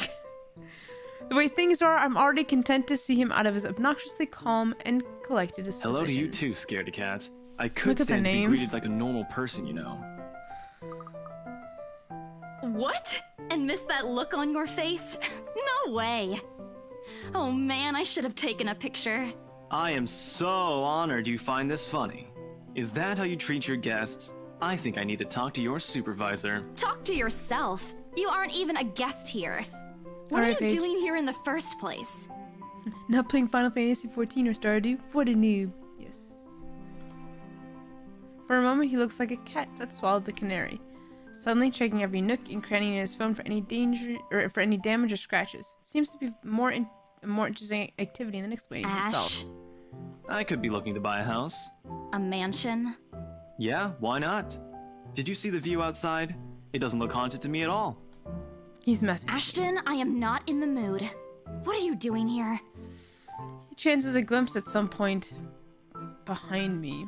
The parlor? Curious, I follow his gaze, but before I can figure out what has caught his attention, he places a hand on my shoulder and turns me back to I just finished working on something, so I dropped by. I still don't see how his work has anything to do with why he's here. In my confused look, he drops the hand resting on my arm like he has touched something particularly hot and casually rubs the back of his neck. And I said I'll see if I can pick you up. Turns out I can. Free time and all. So here I am. Figured you'd still be busy, and so I roamed around for a while. Oh, you should have mentioned that sooner. I was about to throw you out. Throw me? Hey, I was given a pamphlet. I think that makes me a legitimate client. We have mandatory sign-in sheets for clients, Ash. I didn't see your name on it. And you can't just roam around because it says open house. Normal people actually follow an etiquette here. Right, okay. I think I'll just go ahead and... No, wait. I wasn't really going to throw you out. Rose said, never mind. I was just about to leave anyway. Wait, what? Now? Something must have shown in my face because he pauses and gives me a long, hard stare. Sometimes I forget how easily reading people is for Ash. Given how often he looks as if everything around him is a chore. I avoid his eyes, hoping he'll drop the subject and won't ask any more questions. The last thing I want is to tell him what happened, especially the part about the letter. In fact, he's the last person on Earth I'll ever think about telling it to, if I can help it. Sure, he's a dependable guy. God knows how many times he's helped me, even without me asking for it. But stuff like ghosts and the supernatural, he'll never believe those, even if he hears it from a friend. Except maybe if it's Becca. On a good day, the most harmless thing he'll do is give you an explanation of why those things have no chance of ever even being real. At worst, he's insufferable. He'll poke fun at you at every single chance he'll get. What'd I ever do to him? He never does this to Becca or Zach. He likes her. I'm gonna call it. Ash likes her. I can already imagine how things will go down the moment I spill a word of what I saw. Nope, over my dead body. Before it catches attention, I shove the letter deep into my bag. Wrong?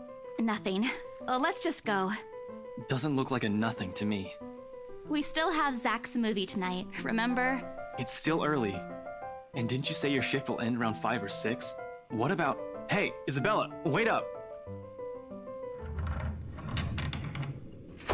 A rush of air greets me as soon as the main door opens. Not the usual autumn draft, but it's still a welcome change from the stifling atmosphere inside the mansion.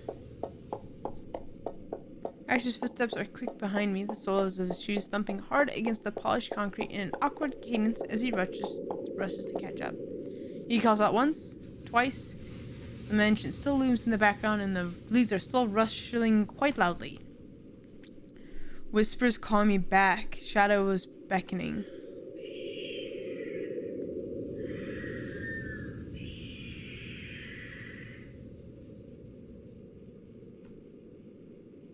Help me. Help me. I don't look back. We spend the ride to Luxembourg in a relatively quiet manner, with only the radio's disjointed hum in the background to fill the silence. Occasionally, Ash will reach out to fill with it until the signal settles or it's on a respectable volume, but otherwise he doesn't do anything. Say anything. Neither do I. However, if the futile glances he's been sending my way are signs, I know there are things he's been itching to ask since we left the mansion. I keep my eyes trained on the passing scenery outside in the small hope that my disinterest will dissuade me. Here. Oh, apparently, he tosses me something at me from the small compartment on his side. It hits me cleanly on the chin before I can make a move to catch it. The small package makes a soft landing on my lap instead. Sorry. The glare I send him wipes the smirk about to form cleanly off his face. He clears his throat, focusing his eyes on the road again. I swear he did that on purpose. Ignoring him, I flip the half-forgotten package on my lap. I won't say no to free food, but why are you giving away cereal bars? I always have one on my person, and you look like you're about to pass out back there. Have you eaten lunch yet? I didn't even get a chance to deny it because right on cue my stomach rumbles loudly, and an empty, gnawing feeling in my belly becomes noticeable. No surprise there, I did skip breakfast and lunch so I could catch Becca while she was on break. I was hoping to get a small meal after. I guess with everything going on, I just forgot until Ash mentioned it. It's not like the hollow feeling's new to me, though. But I think it's just one of the things I've gotten used to ignoring over the years growing up. As thanks. Then I tear open the package and start nibbling on the edge of the bar. Apart from an acknowledging nod, Ash doesn't say anything after the small exchange. For that, I'm thankful. After getting an earful from both Becca and Rose, it's nice to be able to just sit down with someone who's not going to nag. How'd the open house go? The usual. We got a bigger crowd than normal because of the property's fame, but really, no different from the typical open house. On second thought, it actually looks like a fancy party more than an open house. I've never felt so underdressed in my life.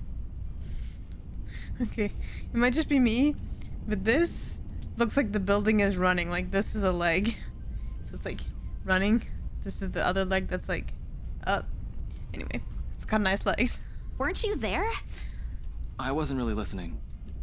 I should have asked someone to kick you out. No, you won't. And what makes you so sure? One, ever since you got assigned to this property, you've been freaking out about it. Rebecca's words, not mine. She's been complaining to me about how you talked your ears off, by the way.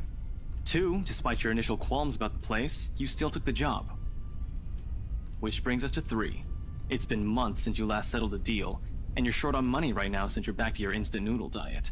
How do you even know about the last one? Rebecca. Anyhow, you're hell-bent on selling the mansion. Even if someone you know personally is in the tour group, you aren't going to just kick them out. Every single person who went on your open house is still a prospective client to you. Even me. He's not entirely wrong. Oh man, I walked right into that one, didn't I? I hate you.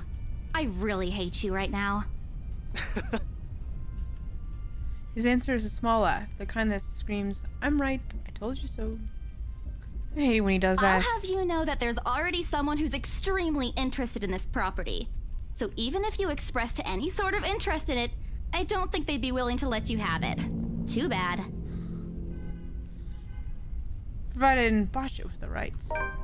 Why, of all times, did I have to screw up like that in front of an important customer, no less?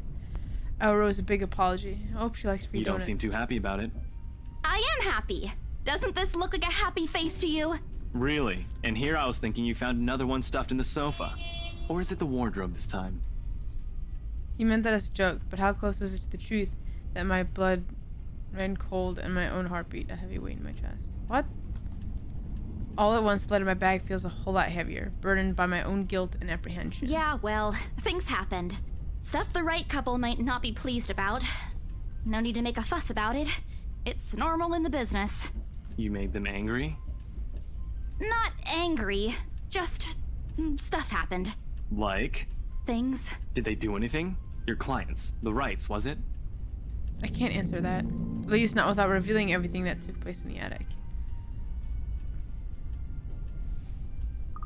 You keep asking me about my work, yet you haven't said a single word about yours. Did it go up or down? It went up. That's not fair. Both you and Zach have literally disappeared off the face of the earth. No over-exaggeration, but changing the subject to something else is better than outright lying to him. Besides, it never works with him. I'm not sure if it's because I'm just bad at it or because he's really very good at job. He doesn't answer immediately, only momentarily shifting a glance over me and returning it back to the road when he has to make a sharp turn. Outside, the sun has started its descent, casting a vibrant orange glow on the tall buildings. I wonder how long before we reach the venue for Zach's film. Checking the street signs outside, it appears Ash has taken the longer route. Odd, but he's probably trying to avoid rush hour traffic. Didn't we just talk a week ago over chat? That's different. Linking your awful memes in the group chat box every morning isn't exactly a conversation. Excuse me, I don't hear you calling them awful while you're laughing at all of them. Shut up! And you aren't answering my question. That earns him a soft punch to his arm. I did laugh at them, but I'm not going to give him the satisfaction of knowing that I find most of them funny. It'll only make his head bigger. Stupid Ash. All right. Lay off on the abuse. Remember that case I mentioned before? We've been trying to pin the bastard down, but it required more work than we anticipated. The guy's slippery like that. We got some good lead months ago. He recounts what he's been doing in the time we haven't seen each other. His usual work, the occasional small investigation, and the big case he's been stuck working on. Stuff he couldn't mention in the brief time we catch each other online. Although most of it are the trimmed down version, only things he can tell, he's always been careful about that. Even in the way he spins his answers to my questions. Just enough to satisfy my curiosity, but not enough to paint the whole picture. At one point, his voice takes on a strained tone when he mentions something about the big case, but I don't dwell on it much. That's normal, right? I mean, who wouldn't be frustrated if you couldn't bring someone to justice because they kept slipping out of your fingers? If I were in his shoes, I'd lose my mind.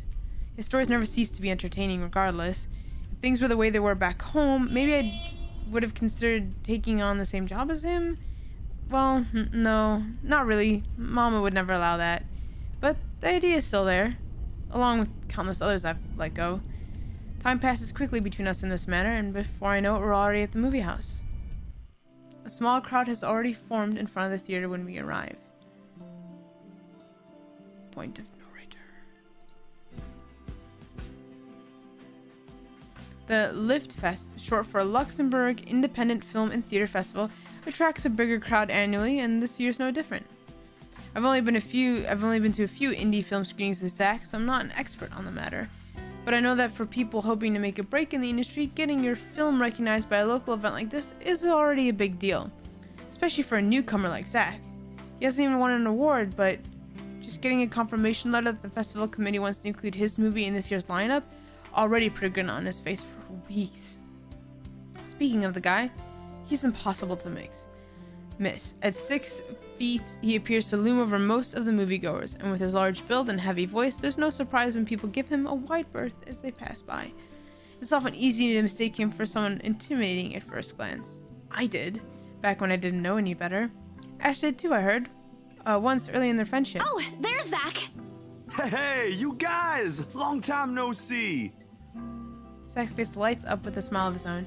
He moves towards us with careful steps, taking a significant effort to make himself smaller so as not to bump or accidentally hit anyone. Typical Zach. As he nears, Ash casually raises his hand in greeting, and... Sup, Z-Man? My main man! What's crack-a-lackin', my homie? Anyone else cringe? Just me? The awkwardness that descends within the immediate vicinity of our small group is palpable enough.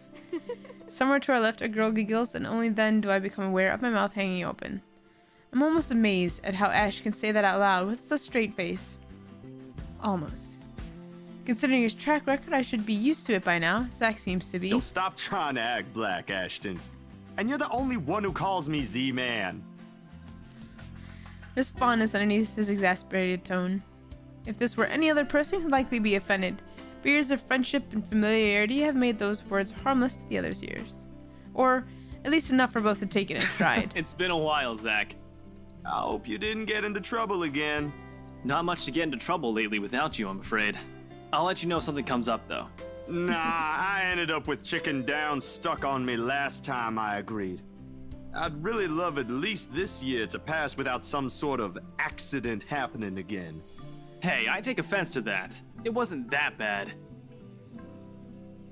You really have no idea. And then Zach. Hey, I'm kidding! You know you can always count on me. It's a story only the two of them are privy to. Every now and then Ash will enlist Zach's help on something. Beck and I never really found out what the real deal is with those adventures, as Ash calls it, but both aren't willing to tell due to some unspoken agreement. She insists that if it's Ash, it's likely not something illegal or life-threatening. I tend to believe her on that. Sometimes. Oh, well, boys will be boys, I guess. I give Zach a small frown, or small wave. Okay. I give Zach a small wave from behind Ash, but his attention eventually turns to me. Huh? Rebecca's not with you. Is she still sick? A bit. But she's up and went to work this morning. You know she doesn't listen to anyone that's not Ash. Yes, she does. No, she doesn't. You're literally the only person she'll listen to when she's feeling stubborn. And it's true. They've known each other far longer than any of us in the group. Childhood friends and all. But don't worry, Zach. She's probably on her way here now. She promised she wouldn't miss your movie. Isabella! Oh, thank goodness! Speak of the devil. Without warning, a hand grabs me by the shoulder and turns me around. You're just in time. I have to lean back a little with the way her face is almost invading my personal space, but she places her hand on either side of my head to keep me still. She stares at me intently, concern filling her eyes. You're squishing my face. I can just imagine the person in the booth that had to record that and go like, okay, Becca. Like actually just squish their face to do it. Oh, that's hilarious. Okay. How are you? Are you all right? Why wouldn't I be? Rose called me earlier. Oh boy. Those forests tell me all I needed to know. Since I don't have my family living close by, and the only other relative I have here works on the other far side of the country, I gave my company Becca's contact number in case of emergency. I should have known Rose would call her. I pushed Becca's hands away from my face. Although she lets go, her eyebrows remain drawn together. Oh, no, everything's good. Rose covered for me at work today. That's not what I'm talking about. How's your head? Beside me, Ash snickers. I bite back the urge to elbow him in place of trying to avoid Becca's hands as she tries to reach out for the said area. I do my best to dodge her, all at once moving to hide behind Zach. Sorry for using you as a human shield, Zach. Oh, it's nothing. I just slipped off a few steps on my way down. I blacked out for a few seconds and had a minor bump, but it's just that. You blacked out? It's not something to brush off. Come on, at least let me check it. It's extremely minor. You wouldn't even know it's there. Isabella, this isn't a laughing matter. We might just have to go with it. I don't think she's gonna let it go. She did look pale when I saw her. Wow, thanks a lot, Ashton, you traitor. I'll get you back for this. Just you wait. What? I'm just saying it as it is. If you mentioned this earlier, we wouldn't be having this conversation right now. I'm sorry. Saw her? Yeah, they arrived together. Bella looked fine to me then. I don't know. Something crosses Becca's face, but it's gone before I can figure out what it is. I smell a love triangle. I think Becca likes Ash, and Ash likes Isabella, and then Isabella's like, wait, you could like people? I'm calling it right now. Right now. Oh, anyway. Oh, that's good. At least Definitely. You didn't have to travel 100%. alone, right? This confirms it. At least. Welcome back, Good. Paige. See? I'm okay. I wouldn't be here if I wasn't. And I don't want to miss Zach's film. We can always watch it some other time. Sorry, Zachary. No, it's good. But you guys should really keep it down. We're starting to attract some attention. It's the premiere. The premiere's different. Right, Zach? I shoot him a pleading look. Zach's a sensible guy. He'll understand. Please understand. Not really. But Rebecca has a point. In the end, I think it's your call. Oh, for heaven's sake! Please, Becca. I really don't want to miss it. You're not missing it. Oh, we're just moving it on a different day so we can have a... Look, you guys. I did finish episode 1 of Critical Role, yes. Ash's loud sigh unexpectedly cuts through the conversation. He's pincing the bridge of his nose as he speaks. Something he usually does when he's getting If she impatient. says she's okay, then there's nothing we can do about it. It's not like we can stop her either. Besides, she's still acting like the same old Isabella to me, if she can still run around like that. Why are you taking her side? I'm not. But if she wants to watch Zach's movie with us, I'm not going to stop her. She's probably the one looking forward to it the most. Ash, that's... You, of all people, should know... Tell you what, if I notice something amiss with her, I'll take her to the nearest hospital myself. I really like Fern a lot, which I feel kind of bad because apparently some people are complaining about her being too chaotic. And I'm like, really? I'm like, have you guys like met characters played by previous ones too? What? I think she's perfect. I love Fern. Who else do I like? I like Laura Bailey's character as well.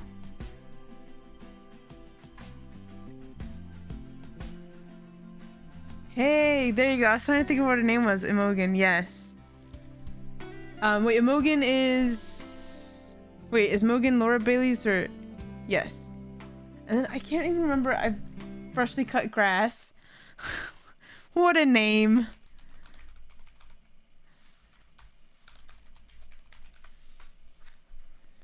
It was interesting how late Travis's character came in, though. That's what... I was like, what? And of course, we have Dorian as a guest star. He came back. And then... Or wasn't Orem? Yeah, Orem is another one, which is Liam's. And then apparently I heard something about the one that Travis Willingham is doing, the Sir Bertrand Bell. He's played in a previous one. A previous campaign or something like that. Oh, Bell was the level 18 fighter in the previous quest. It has been agreed that 30 years have regressed him somewhat and he is now a level 5 fighter. Okay, yeah. And then Laudna seems interesting. I think there's going to be a lot of really funny moments with all of these characters put together. So we still have Aston and then freshly cut grass. Or fresh cut grass. I think this group together are going to make some really, really funny moments. I am looking forward to it.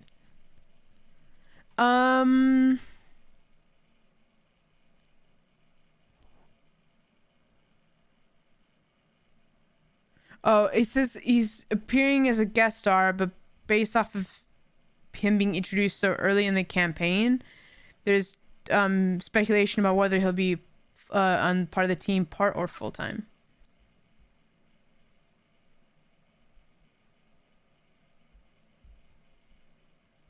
So I don't know. Maybe they're adding him for this campaign full-time, which will be interesting. I don't know. How do you think the community, like, I'm pretty like easygoing with it. I'm like, I'd be fine if they added a new player, but I'm wondering how people would feel about the addition of a new cast member. Like, I don't know if they're gonna take it well. I've seen like chat and they were extremely mean. Like, I'm not like, I've never been there when it was live, but snap, chat was horrible on Twitch. I was like, man, they're mean, and they were so up in arms about Travis not being there for so long. And I think they were throwing hate on the other character because it was like, wait, is you replacing Travis? And I was like, probably not. Did you guys not watch the behind the scenes? He was talking about where he's gonna sit. And then had issues with Fern, and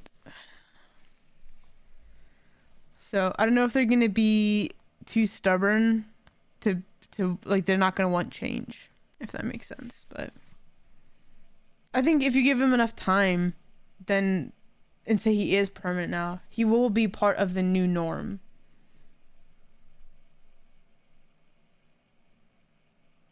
There's already people who complain the cast isn't diverse enough. Yeah. I mean, they're not wrong, right? It's not a diverse cast, but you also have to remember this is literally a group of friends years and years and years back who did it. It's not like this is a director who went out and hired all these people and then didn't hire any diversity. It's like, you can't necessarily help who your friend group was at the time. You can't help that. It's like, that's dependent on the projects you worked on or the places you grew up in. It's like, yeah, you're gonna make friends based off of those things. So like, if you grew up in a white community, your friends are all gonna be white. That's just how it is. That's not your fault. That's the fault of the community of being that way. And it's like, okay, these are the friends that they made voice acting in all these projects, and if everyone they met was just white people, that's not their fault that that's the people they befriended. That's the fault of the people that hired them for not being diverse in their hiring. So I don't like that. And I'm pretty sure, I mean, I haven't seen the behind the cast people, but I'd be so sure the behind the cast people is going to be way more diverse. They seem so like proactive and all those things, like helping any minorities of any kind. They seem like so like pro, you know, using their platform, using their what's the word for it? Where you life is essentially easier for being part of the majority. I can't think of the word. I think does it start with an S? But using their platform because of the advantages they have to help others, which is one of the things I really like about Critical Role.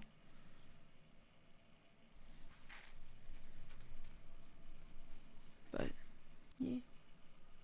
All right, let's see if we can get to a good stopping place here, and then we'll start.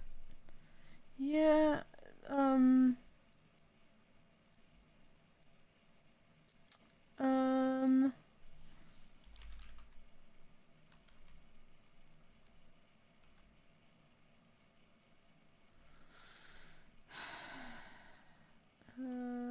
I can't think what the word is.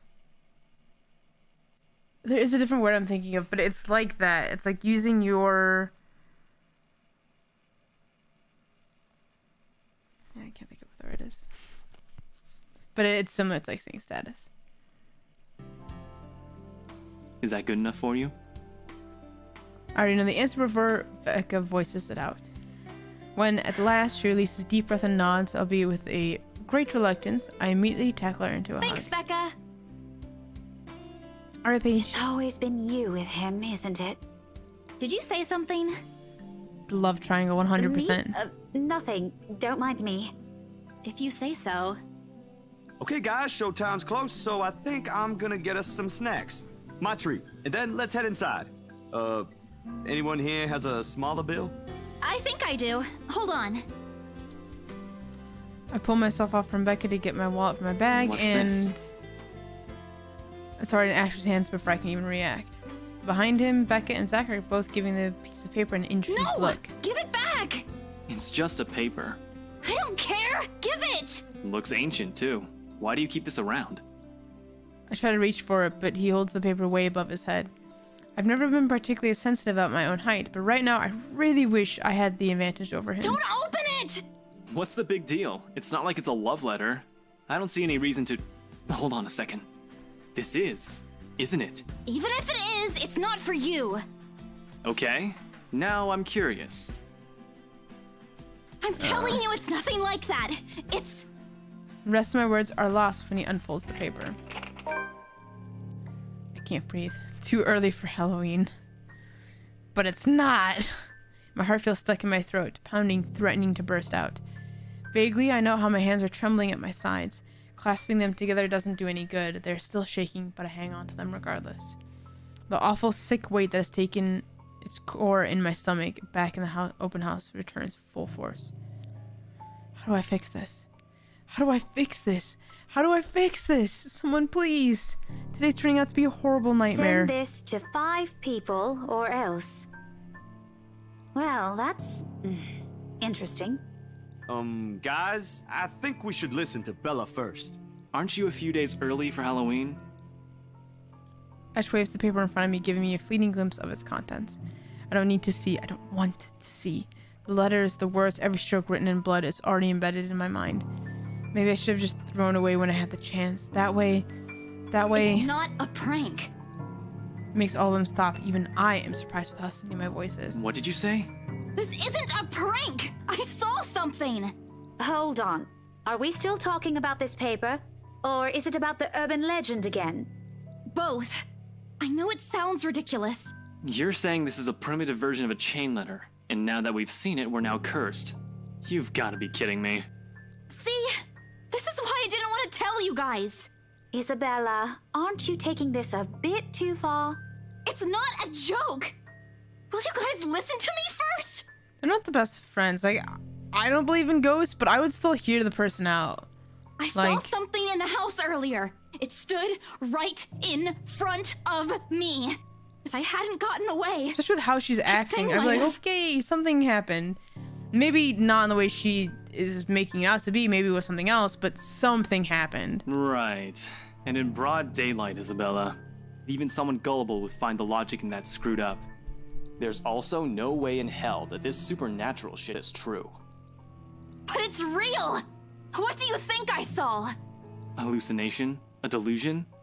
Didn't you say you fell down some stairs? So maybe Rebecca's right. That was after. It happened after, when I was trying to get away. I almost got stuck in the same That's room with scary that thing. face. Woo! We're all in danger. I thought you were my friends. Why don't you believe me? We are, and you know that. But this thing and that thing has got nothing to do with the other. When Rose called earlier, I thought she's just exaggerating. But based on what I'm seeing right now, maybe it's better if we really postpone this for now. Don't bother.